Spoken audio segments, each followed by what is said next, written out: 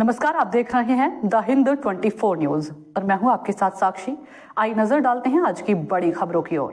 प्रत्याशी मैदान में उतर चुके हैं। जी हां, मैं मौजूद हूं लिस्टाबाद ग्राम में और यहां पर मैं पहुंची हूं कि प्रधान पद की उम्मीदवार हैं जो रेणु चौधरी जी, उनसे हम बात करेंगे क्या क्या क्षेत्र की मुख्य ऐसी समस्याएं हैं, किन किन मुख्य समस्याओं पर ये कार्य करने वाली हैं।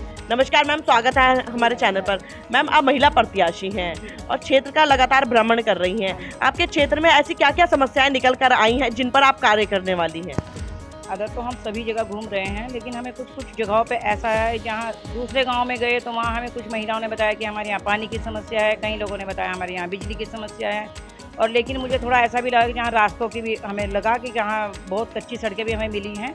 और हमें इस क्षेत्र में घूमने के बाद, क्योंकि हम पहले से भी यहाँ कार्यरत हैं, तो किन समस्याओं में हमें काम करना था ये हमें पहले से एक थोड़ी सी अपने मन में एक रणनीति थी हमारी। तो मुझे लगा कि पिछले 2003 से मैं अपने क्षेत्र में जो एक आंगनवाड़ी कार्यकर्ता रही हूँ, तो मैंने काफ़ी दिनों से इस चीज़ पे एक अपने मन में भी ये सोच रखा था कि कहाँ से हमें किस किस उसमें कार्य करना चाहिए, लेकिन एक पद पे रह के ही हम वो कार्य कर सकते थे।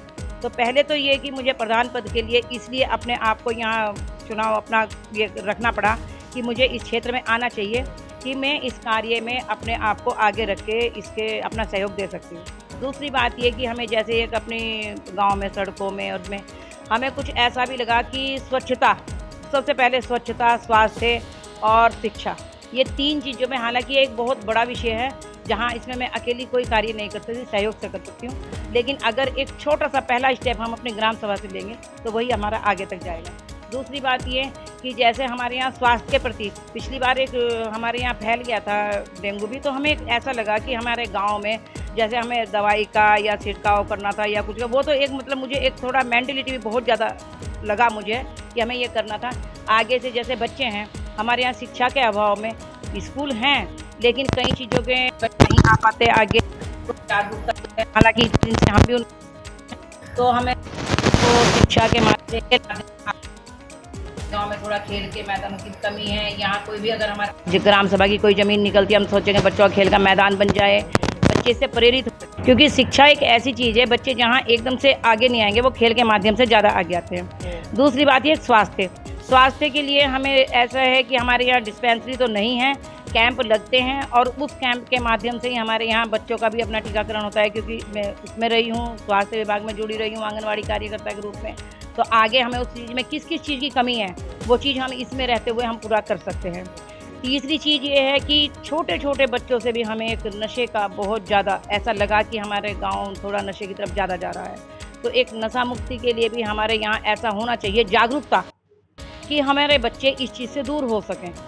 तो कुछ चीज़ें ऐसी हैं जो हम एक पद पर आने के बाद थोड़ा सहयोग ले सकते हैं, गाँव वालों में उसका प्रेशर बना सकते हैं या उन्हें समझा सकते हैं, जागरूक कर सकते हैं। मैम, जानना चाहूँगी कि आपकी ग्राम सभा में लगभग कितने वोटर्स हैं? हमारी ग्राम सभा में 1543 वोटर्स हैं। आप जा रहे हैं, डोर टू डोर कन्वेंसिंग कर रहे हैं, लगातार मिल रहे हैं, किस तरह का जनता फीडबैक दे रही है और प्यार देखने को मिल रहा है? ये तो मुझे बहुत अच्छा एक फीडबैक भी मिला है और जनता का प्रेम भी बहुत अच्छा मिला है, लेकिन जैसे मेरे सभी भाई बहन और भी खड़े हैं तो सभी के लिए मुझे ऐसा लगता है कि भाई देखो ये कंपटीशन है और इतने बड़े कंपटीशन में साथ देना एक बहुत ज़रूरी हो जाता है, लेकिन फिर भी मुझे अपनी जनता का बहुत ज़्यादा विशेष प्यार मिला है, अपनी महिलाओं का प्यार मिला है और मुझे ये भी हमेशा सुनने को मिला है कि भाई हम चाह रहे थे कि आप इस पद पर आएँ और उन्होंने हमें बहुत ही प्यार से इसलिए कहा भी है कि भाई हम आपको देखना चाहते हैं इस पद पर। मैम, आप महिला प्रत्याशी हैं और आप देखते हैं कि महिलाओं को सर्वप्रथम दर्जा दिया जाता है, चाहे वो कोई प्राइवेट संस्थान हो या सरकारी संस्थान हो, हर फील्ड में महिला सबसे आगे है, सर्वप्रथम दर्जा महिला को दिया जाता है, तभी शायद आप महिला सीट पर भी हैं आज। तो मैं वहीं आपसे जानना चाहूँगी कि महिलाओं के लिए क्या क्या योजनाएं हैं आपके पास और किस तरह आप महिलाओं को रोजगार से जोड़ने वाली हैं? महिलाओं के लिए योजनाएं हैं, जैसे हमारे यहाँ ब्लॉक में समूह के माध्यम से योजनाएं आती हैं, अचार है, पापड़ है और इनकी सिलाई का है, बुनाई का है या फिर आगे पेपर वर्किंग कुछ भी कार्य है, तो वो योजनाओं के माध्यम से जब गांव में आता है तो उसकी योजनाएं एक उसमें ब्लॉक के माध्यम से, समूह के माध्यम से हम योजनाएं महिलाओं को बताते हैं और वो योजनाएं लागू करना, ये एक हमारा प्रथम कार्य भी रहेगा कि अपनी महिलाओं को हम इस कार्य से जोड़ सकें और महिलाओं के लिए अधिक से अधिक योजनाओं पे काम किया जाए ताकि हमारी महिलाएं जागरूक भी हो और आत्मनिर्भर बन सके, ताकि हम अपने आप भी दूसरों के अधीन भी न रहें और एक छोटी सी बचत से शुरू करके हम आगे एक बड़ी बचत का माध्यम अपने महिलाओं को बना सकें। सरकारी बजट आता है महिलाओं के रोजगार के लिए, तो हम कह सकते हैं उनका सही इस्तेमाल होगा। मेरे नॉलेज में अपने है तो ये बजट आता है और मैं ये चाहूँगी कि अपनी महिलाओं को साथ में रखकर हम उसका बहुत सही से सही इस्तेमाल कर सकें, तो सही कार्यों में लगा सकें और पारदर्शिता के साथ लगा सकें, ताकि हमारी महिलाएं इस चीज़ के लिए आगे के लिए भी जागरूक हो और कार्यनिर्भर बन सकें, आत्मनिर्भर बन सकें।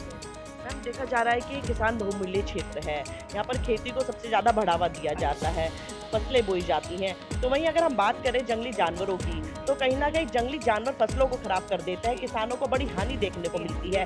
अगर आप जीतकर आती हैं तो किस तरह से किसानों के हित में रहकर कार्य करेंगी? जैसे अब हमारा ये थोड़ा जंगल से सटा हुआ ग्राम सभा मानी जाती है, तो यहाँ काफ़ी फसलों का नुकसान हमारे यहाँ जंगली जानवर, पक्षियाँ, बंदर ऐसे करते हैं।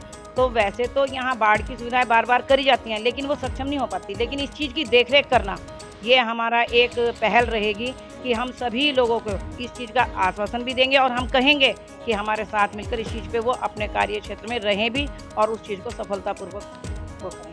मैं जानना चाहूँगी कि पूर्व में क्या यहाँ पर फेंसिंग वायर्स का इंतजाम था? हाँ मैडम, लेकिन मुझे क्योंकि मैं इस क्षेत्र में इससे थोड़ी अलग रही हूँ, तो इस चीज़ की मुझे थोड़ी जानकारी कम थी, लेकिन अब आगे से इस चीज़ की ज़्यादा जानकारी रखूँगी। मैम, देखा जाता है कि कैंडिडेट को एक सोच के चलते वोट्स की काफ़ी हानि देखी जाती है, वह कास्ट को लेकर के।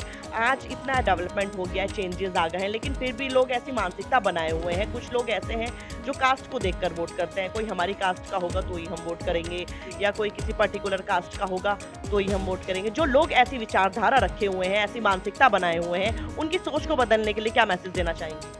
मैं ये मैसेज देना चाहूँगी, कास्ट एक सामने नहीं आनी चाहिए इस चीज़ में, क्योंकि जातिवाद को लेकर कोई भी चुनाव लड़ना मैं नहीं मानती कि ये सफल कार्य है। और मुझे लग रहा है कि हमें अपना चुनाव जातिवाद से दूर रखना चाहिए, किसी भी तरह के इन मुद्दों से भी दूर रखना चाहिए जिससे हमारी जनता भ्रमित हो। हमें एक रूप होकर इस चुनाव को सफल भी बनाना है और हमें अपना चुनाव और अपना ये प्रधान पद बिना किसी जातिवाद के और बिना किसी गलत भाषण के, ये हमें भाईचारे को रखते हुए हम इसे सफलतापूर्वक पूरा करना चाहेंगे। तो मैं भी अपने चैनल के माध्यम से सभी जनता को यही मैसेज देना चाहूँगी कि सामने वाले व्यक्ति की योग्यता देखें, वो इस काबिल है या नहीं ये देखें, वो शिक्षित है या नहीं ये देखें, वो हमारे क्षेत्र का विकास कर पाएगा या नहीं ये देखें। जाति भेदभाव को देखकर वोट ना करें, वो काबिल है या नहीं ये देखें। तो मैम, लास्ट में आपसे मैं पूछना चाहूँगी कि क्या आपका चुनाव निशान है और आप जनता से क्या अपील करती हैं? मैं जनता से अपील करती हूँ कि मेरा चुनाव निशान कार है और ये हमारे बैलेट पेपर पे 5वें नंबर पे आएगा। और मैं सभी भाई बहनों से ये विनम्रतापूर्वक निवेदन करूँगी कि आप 5 नंबर पे कार का निशान चुनिए और 5 नंबर पे मोहर करके अपनी प्रत्याशी को भारी मतों से विजयी बनाएं। तो देख सकते हैं कितनी अच्छी तरीके से मैम ने अपनी बात को रखा है। तो मैं भी आप सभी से यही अपील करूँगी, शिक्षित महिला है, योग्य है क्षेत्र के विकास करने के लिए, बिल्कुल आप लोगों की जो भी समस्याएं होंगी क्षेत्र की, उस पर खरी उतरेंगी, क्षेत्र का समाधान करेंगी, विकास करेंगी। तो ऐसी महिलाओं को लाना बहुत ज़रूरी है, पढ़ी लिखी महिलाओं की ज़रूरत है। तो ऐसी खबरों के साथ आप हमारे साथ बने रहें। मैं आरती वर्मा, डोईवाला से। देखते रहिए द हिंद 24 न्यूज़।